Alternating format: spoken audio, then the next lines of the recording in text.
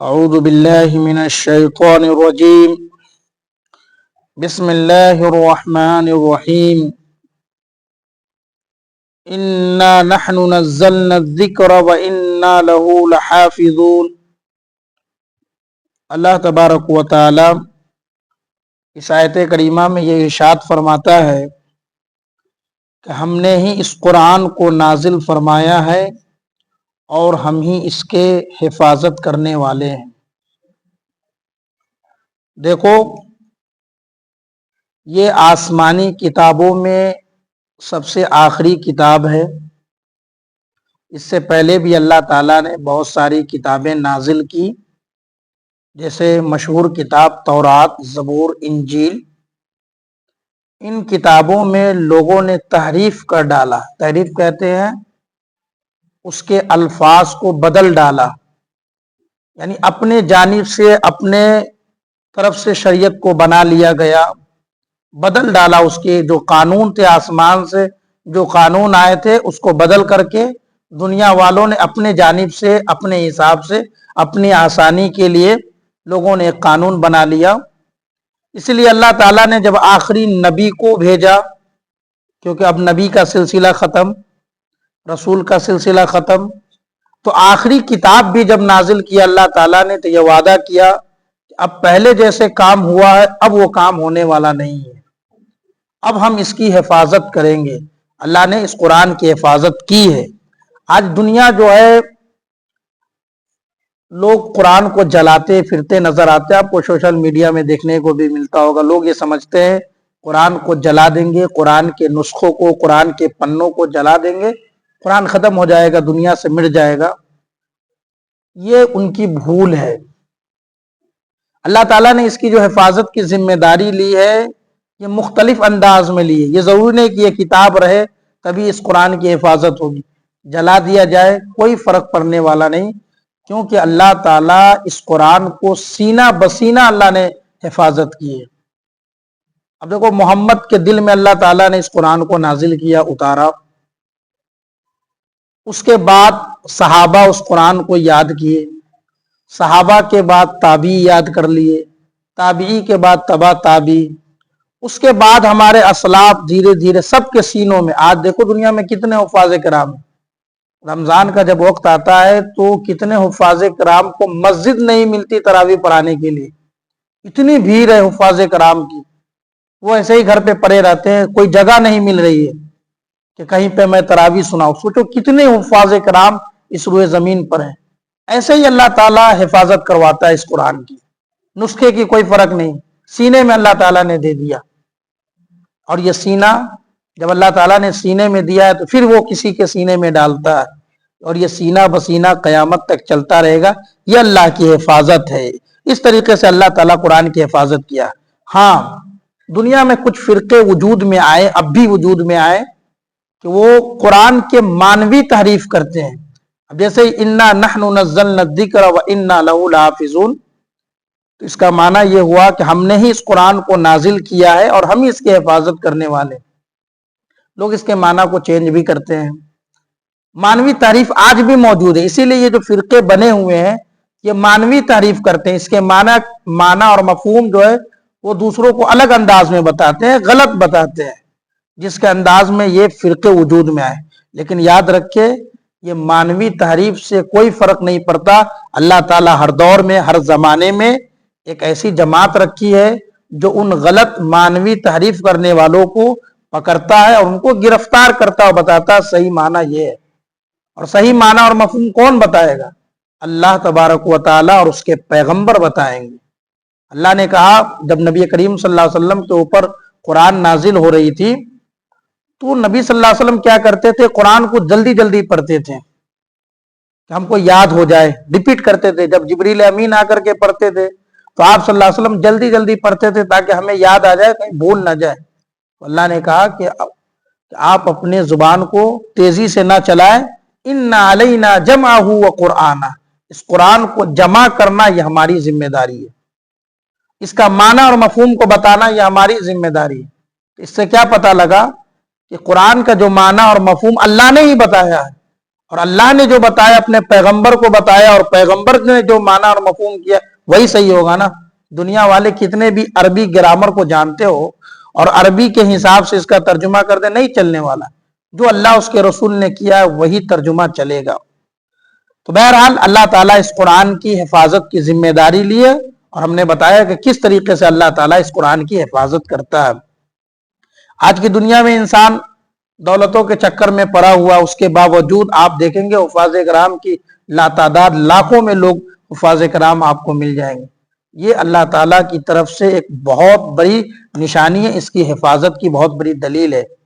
وَلَقَدْ أَرْسَلْنَا مِن قَبْلِكَ فِي شِيَعِ الْأَوَّلِينَ, ہم نے آپ سے پہلے اگلی امتوں میں بھی رسول برابر بھیجتے رہے. یعنی اس سے پہلے نبی کریم صلی اللہ علیہ وسلم سے پہلے بھی اللہ تعالیٰ نے رسولوں کے سلسلہ کو جاری رکھا تھا. دیکھو یہاں پہ رسول سے مراد یاد رکھے, نبی تو بہت آئے ہیں, رسول کم آئے ہیں. نبی اور رسول میں فرق ہے. نبی اور رسول میں یاد رکھے فرق ہے. ہر جو رسول ہے وہ نبی ہو سکتے ہیں لیکن ہر نبی رسول نہیں ہو سکتے.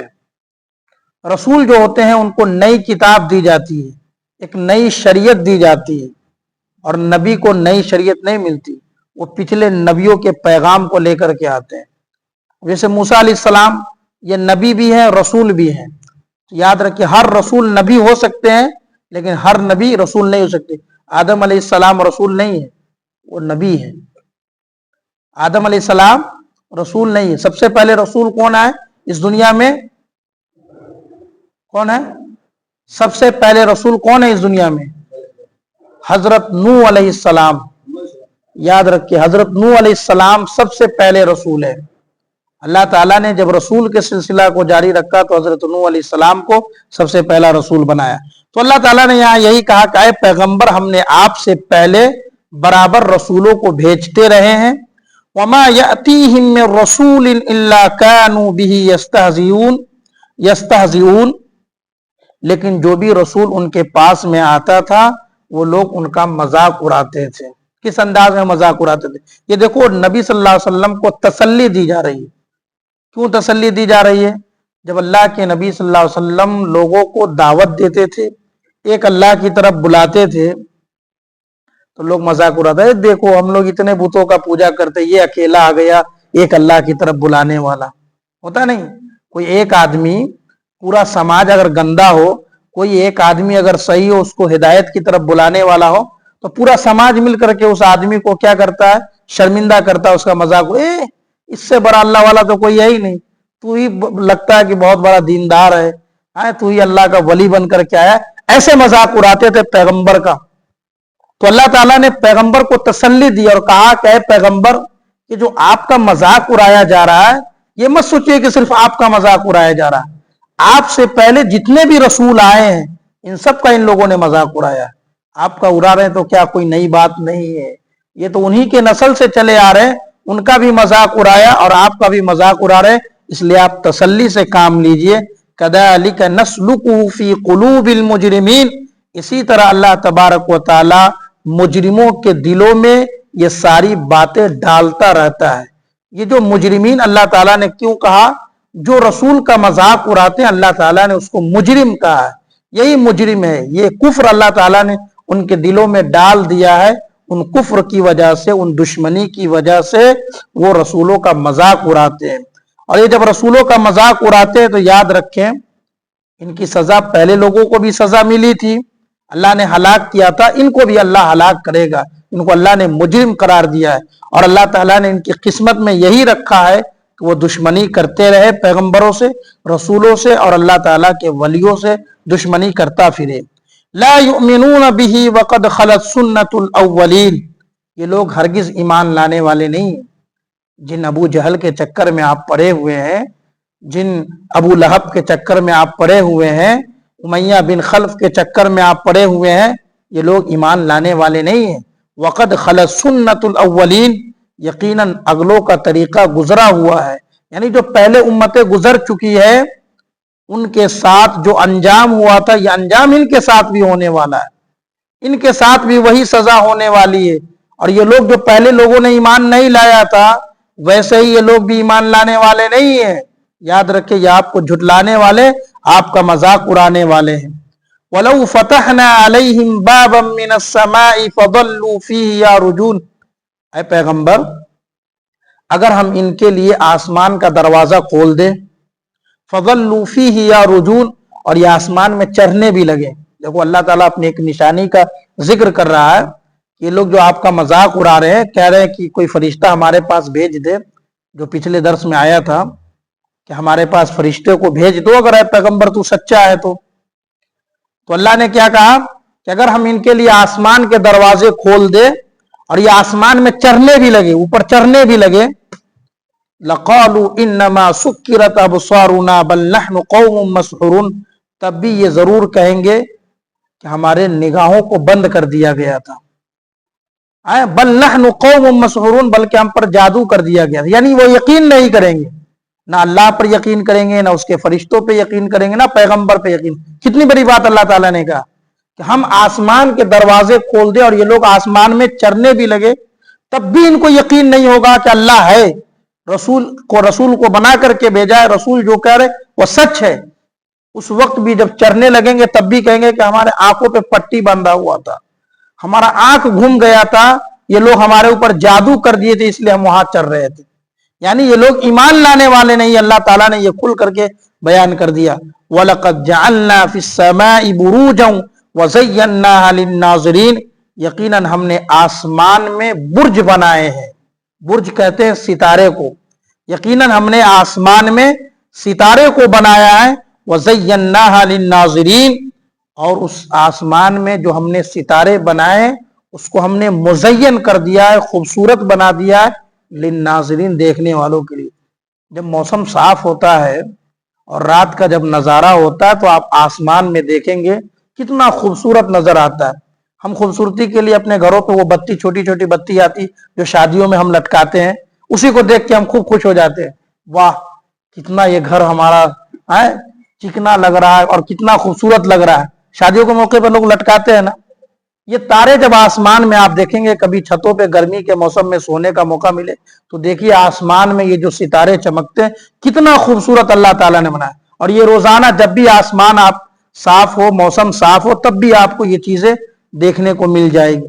वह हफिज़नाहा मिन कुल्लि शैतानिर रजीम, और हमने इस आसमान की हिफाजत की है हर शैतानिर रजीम से। अच्छा, आसमान की हिफाजत हो रही है शैतानिर रजीम से। असल में रजीम जो होता है ये रज्म से है। रज्म बोलते हैं संसार करने को।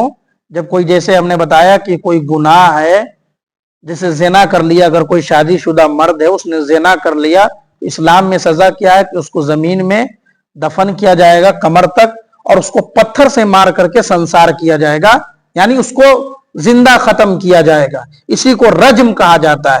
यहाँ शैतान को अल्लाह ताला ने रजीम कहा है, इसलिए जब हम औज़ु बिल्लाहि मिनश शैतानिर रजीम पढ़ते हैं, क्यों पढ़ते हैं? रजीम का एक माना यह भी है मलून होना, लानत। तो अल्लाह ताला ने क्या कहा कि वह हफिज़नाहा मिन कुल्लि शैतानिर रजीम, हमने इस आसमान की हिफाजत की है शैतानिर रजीम से। देखो, ये जो शैतान है ये आसमान पे भी चढ़ता है, आसमान पे चढ़ता है ये शैतान।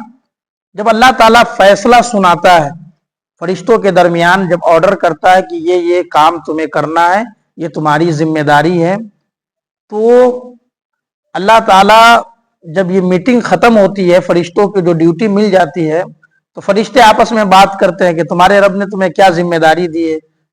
तो सब आपस में जब बात करते तो ये शैतान एक के कंधे पे बैठता, दूसरे कंधे पे बैठ करके आसमान तक जाता है और वो बातें सुनता है, वहां जाकर के वो बातें सुनता है।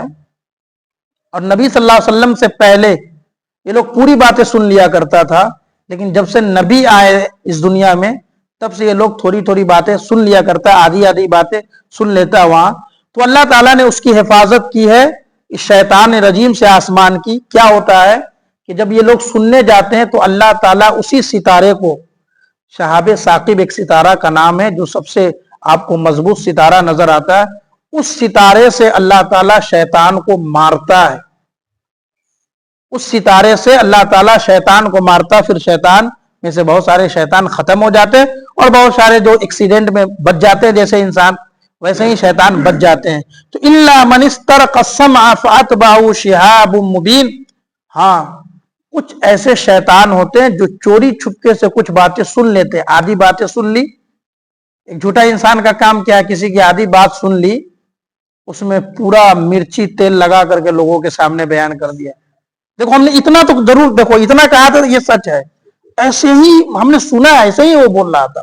تو شیطان وہاں سے وہ ساری چیزیں کیا کرتا ہے, کچھ حقیقت لے کر کے آتا ہے اور پھر ان جادوگروں, جو جادوگر ہوتے ہیں, ساحر ہوتے ہیں, کاہن جو ستارے کو دیکھ کر کے احوال بتاتے ہیں, ان کے سامنے آ کر کے شیطان یہ ساری باتیں کرتا ہے. دیکھو ہم نے فرشتوں سے یہ ساری باتیں سن کر, حالانکہ وہ تھوڑی سی باتیں سن کر کے آتا ہے, آدھی ادھوری باتیں سن کر کے آتا ہے اور آ کر کے لوگوں کے سامنے اس میں خوب ملا الا کر کے لوگوں کے سامنے بیان کرتا ہے. یہاں سے انسان کیا ہوتا ہے, گمراہ ہو جاتا ہے اور شیطان کی پرستش کرنے لگتا ہے, لوگوں کو یقین ہو جاتا. اتنی باتیں تو ضرور سچ بتائی ہے. اللہ تعالیٰ سے دعا ہے رب العالمین ہم سب کو ان کہی باتوں پر عمل کرنے کی توفیق عطا فرمائے.